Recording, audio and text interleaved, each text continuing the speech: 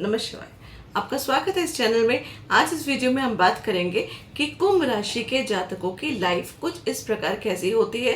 धनिष्ठा नक्षत्र, शतभिषा नक्षत्र, पूर्व भाद्रपदा नक्षत्र, ये तीनों नक्षत्र में ये व्यक्ति जो है वो जन्म लेते हैं। उनका जीवन किस तरीके से बीतता है और आगे उनको किस तरीके का काम जो है वो अपनी लाइफ के लिए करना चाहिए। कुंभ राशि जो कि काल पुरुष की कुंडली में 11वें भाव पे को दर्शाती है।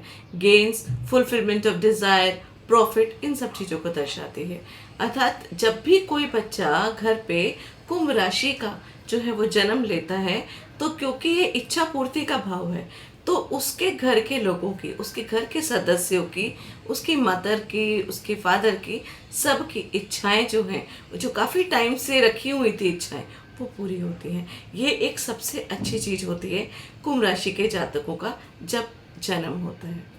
और एक सोल ने ये राशि इसलिए चूज करी क्योंकि उसकी बहुत सारी इच्छाएं हैं। तो कुंभ राशि के जातक जो हैं उनकी बहुत सारी इच्छाएं भी होती हैं और वो अपनी इच्छाओं को पूरी करने में सक्षम भी होते हैं।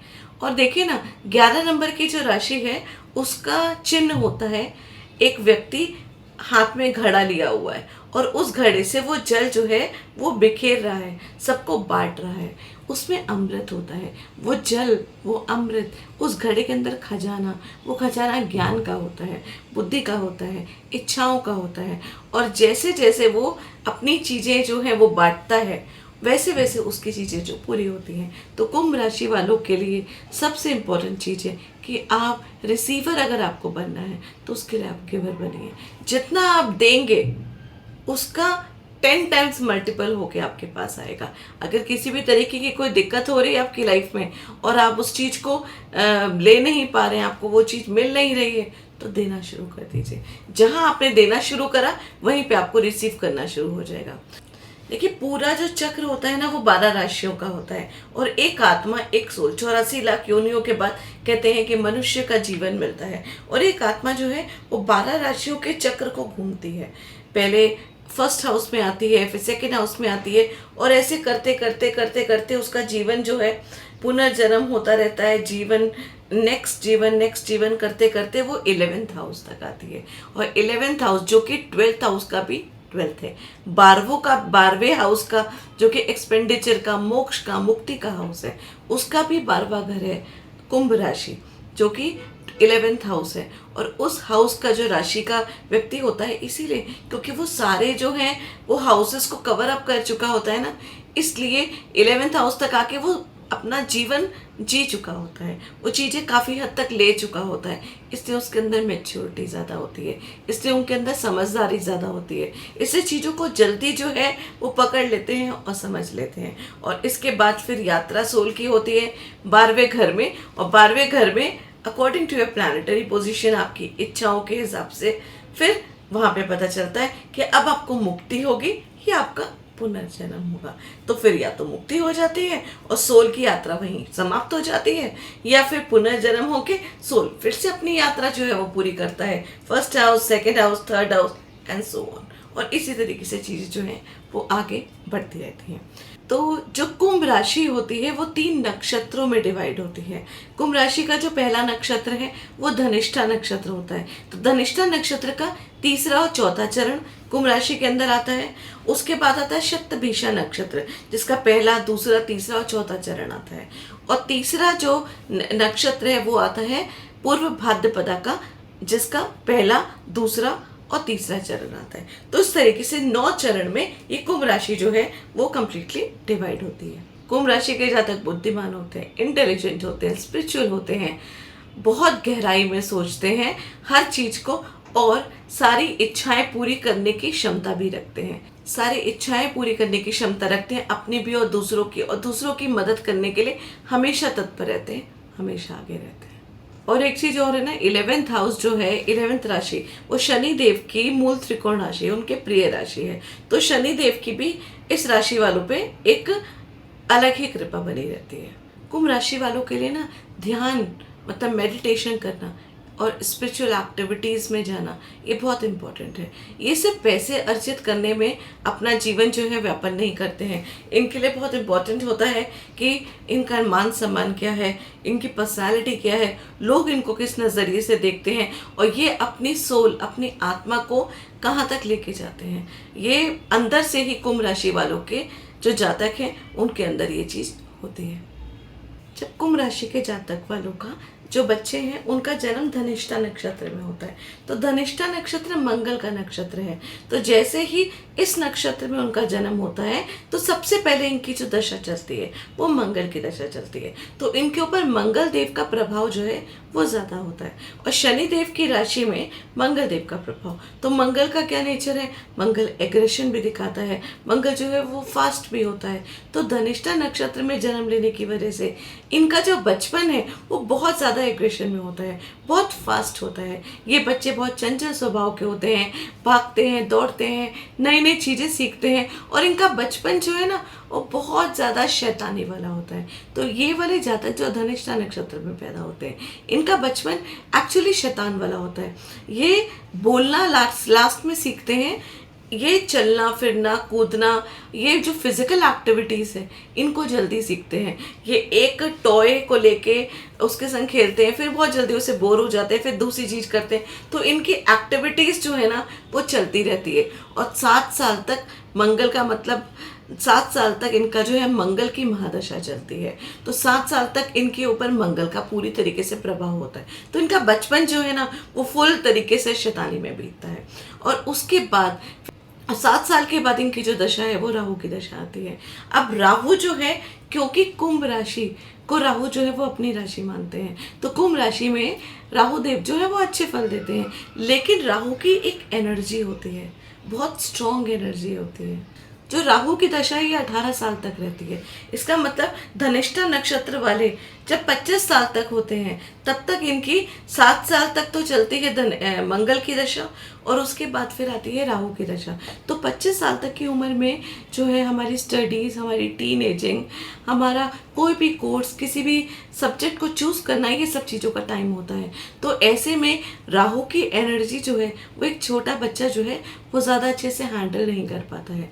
ऐसी सिचुएशन में होता ये है कि उनका जो टीन एज का टाइम है उसमें उनसे बहुत सारी गलतियां भी होती हैं, बहुत सारे ऐसी एक्टिविटीज़ भी होती हैं जो कि उनको बाद में पछताना भी पड़ता है, उनसे कोई एक्शंस भी गलत होते हैं। लेकिन साथ ही में टेक्निकली बहुत ज़्यादा स्ट्रॉन्ग होते हैं बच्चे, ये दूसरे बच्चों से काफ़ी डिफरेंट होते हैं। ये स्टार्टिंग में ही अपना काम खुद करना ज़्यादा पसंद करते हैं। इनको नहीं पसंद होता कि इनके काम में कोई इंटरफेयर करे, और ये खुद अपने हाथों से काम करने में ज़्यादा आगे रहते हैं। और इनकी स्कूलिंग, इनकी टीन एज वाले में जो टाइम है ना, क्योंकि राहु जो है वो परिवर्तन भी दिखाता है, तो ट्रैवल भी बहुत होता है। या तो इनके खुद के पेरेंट्स का ट्रांसफ़र होता रहेगा इधर उधर कहीं ना कहीं, या फिर इनका खुद का किसी स्कूल में, मतलब एक स्कूल में एडमिशन होगा, उसके बाद फिर दूसरे साल दूसरे स्कूल में एडमिशन होगा। इस तरीके से किसी ना किसी कारणवश ट्रैवल, ट्रांसफ़र या अलग अलग स्कूल में एडमिशन, ये सब चीज़ें जो हैं धनिष्ठा नक्षत्र के जो टीन एज का टाइम है इसमें बहुत नॉर्मल होती हैं।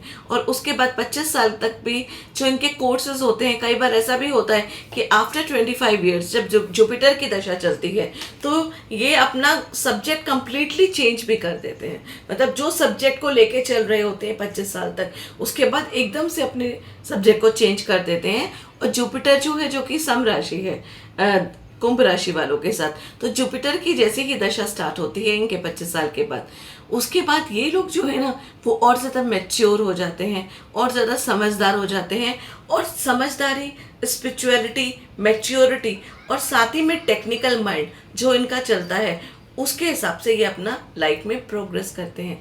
ये वो लोग होते हैं जिनके 30-35 साल के बाद लोग जो हैं वो उनको देख के थोड़े हैरान भी हो जाते हैं। ये वही बच्चे हैं जो बचपन में इतनी शैतानी करते थे, जो बचपन में इतने लापरवाह थे, क्योंकि वो जो बचपना होता है उनका, वो एक कम्प्लीटली डिफरेंट पर्सनालिटी होती है। और जब तक वो बड़े हो जाते हैं उनकी पर्सनालिटी बहुत मैच्योर, बहुत डिफरेंट, बहुत स्टेबिलिटी वाली जो है वो बन के उभर के आती है।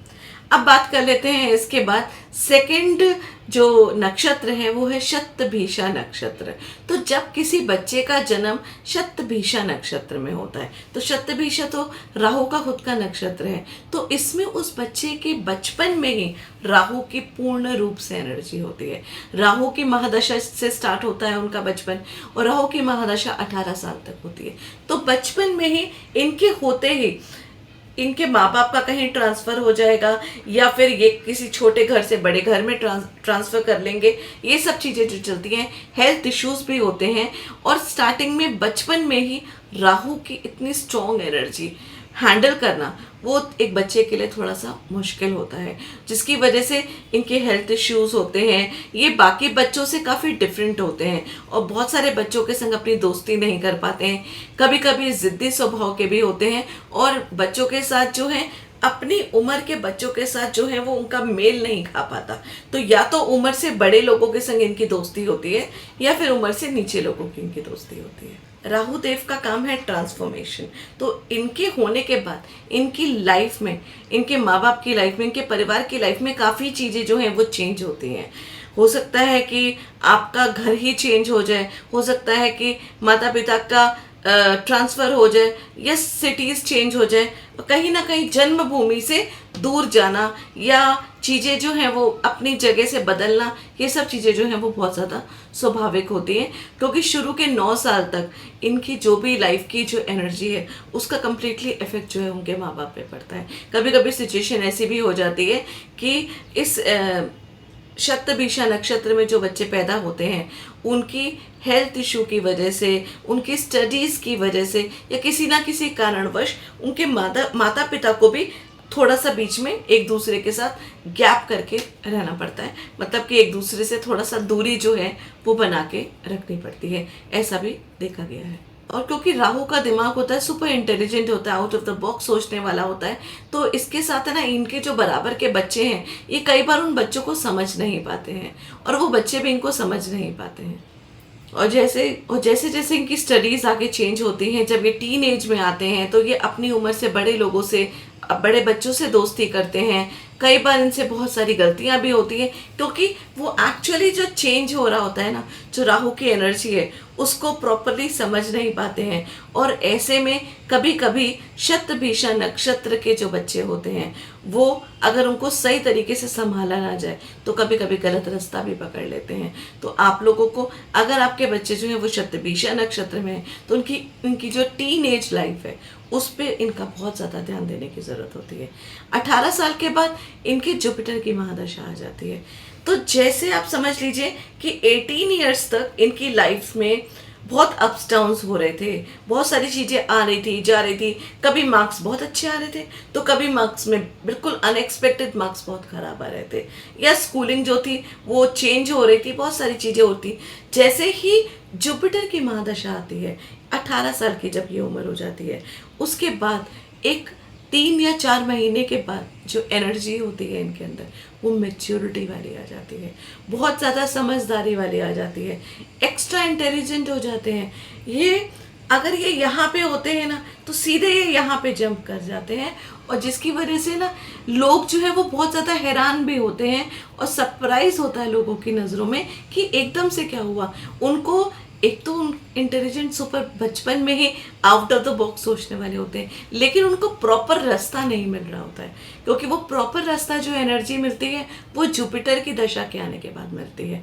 तो अब वो जो दिमाग उनका होता है उस दिमाग को वो जुपिटर की एनर्जी के साथ यूज़ करते हैं। और जुपिटर की 16 साल तक की जो है वो महादशा होती है, तो इनका 18 साल के बाद 34 साल तक का जीवन जो है वो एक स्थिरता, इंटेलिजेंस, चीज़ों को समझने वाला, लाइफ में चीज़ों को प्रोग्रेस करने वाला और ऊपर की तरफ उठने वाला होता है। और ये बहुत सारी चीज़ें सीखते हैं और अपने जीवन में बहुत सारी चीज़ें जो हैं वो अपनाते भी हैं। और उसके बाद 16 साल के बाद इनकी जो दशा होती है वो शनि की, इनकी खुद की लग्नेश की दशा होती है, जिसमें इनकी स्पिरिचुअल एक्टिविटीज़ और ज़्यादा इंक्रीज हो जाती है।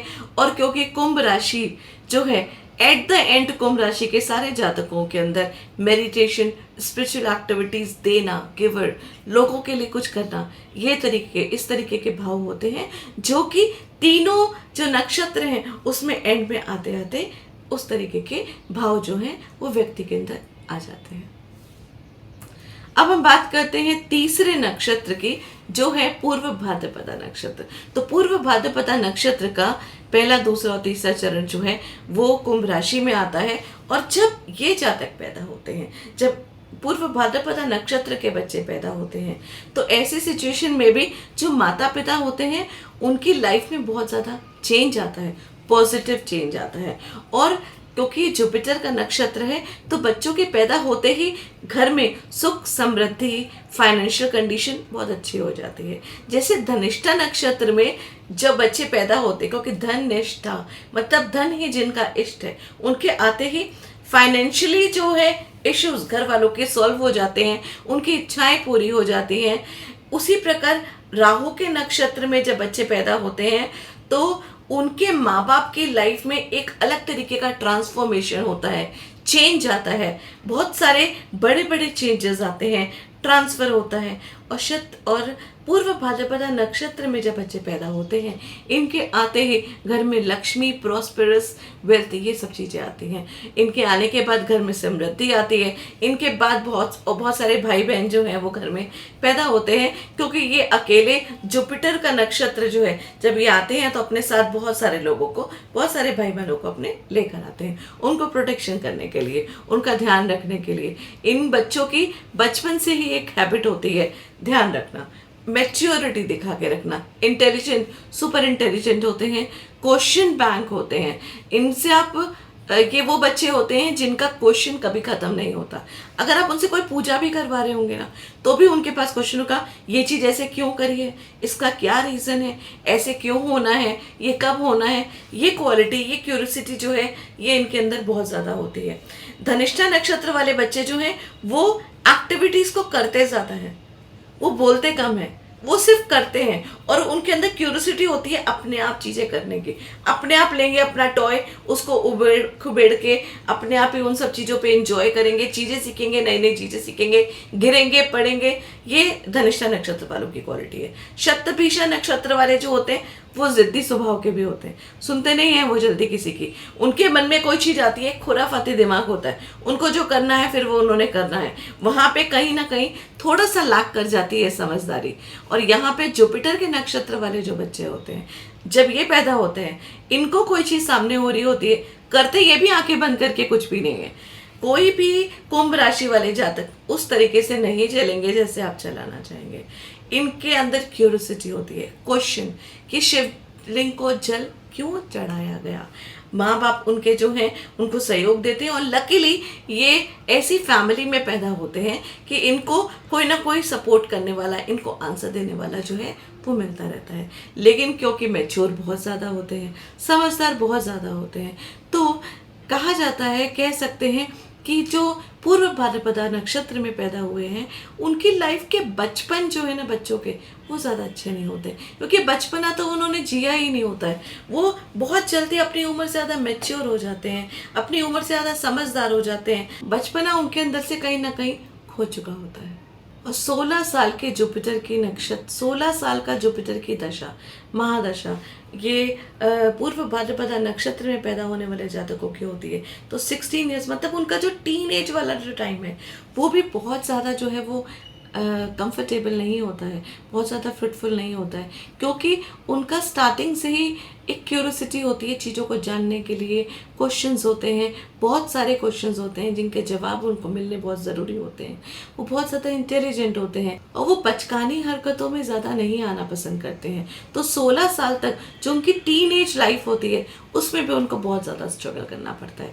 कहीं ना कहीं वो इंटेलिजेंस, वो ज्ञान, वो उन सब चीज़ों से ज़्यादा अट्रैक्ट होते हैं कंपेरेटिवली टू अदर थिंग्स। और उसके बाद 16 साल के बाद आती है महादशा शनि की, जो कि उनकी खुद की लग्नेश की दशा है। तो पूर्व भाद्रपदा नक्षत्र में बच्चे जो पैदा हुए वो भी मैच्योरिटी के साथ पैदा हुए, और जहाँ वो 16 साल तक मैच्योर हुए वो फिर हो गई शनिदेव की दशा, जो कि एक बूढ़े व्यक्ति की दशा है। और वहाँ पे आके वो एक्स्ट्रा मैच्योरिटी आ जाती है उनके अंदर, स्पिरिचुअलिटी आ जाती है, और इतनी गंभीरता आ जाती है उनके अंदर कि कई जगह अगर देखा जाए तो